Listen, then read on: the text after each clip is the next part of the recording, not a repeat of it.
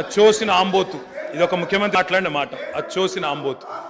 అధ్యక్ష, ఎవరు అధ్యక్ష అచ్చోసిన ఆంబోతు? చీమలు పెట్టిన పుట్టలో దూరిన పాము.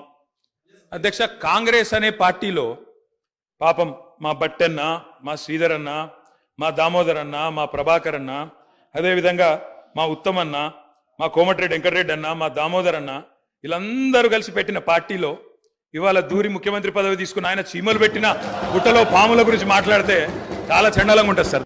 నా పేరే కానీ, బట్టి గారి పేరే కానీ వీళ్ళందరి పేరు ప్రస్తావిస్తూ వీళ్ళందరినీ కాదని చెప్పి గౌరవ ముఖ్యమంత్రి రేవంత్ రెడ్డి గారు ముఖ్యమంత్రి అని చెప్పి, కాంగ్రెస్ పార్టీకి ఒక చరిత్ర ఉంది అధ్యక్ష. చరిత్ర ఏంది అంటే, ప్రభుత్వం పార్టీలో మెజారిటీ ఉన్నప్పుడు మేము ఎప్పుడు కూడా హైకమాండ్కి అప్పచెప్తాము.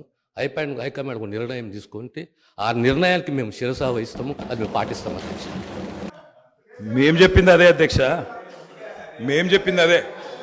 తెలంగాణ ప్రజలు ఎన్నుకున్న ముఖ్యమంత్రి కాదు, ఢిల్లీ నామినేట్ చేసిన ముఖ్యమంత్రి అని చెప్తున్నాను. నేను కూడా అదే చెప్పిన. నేను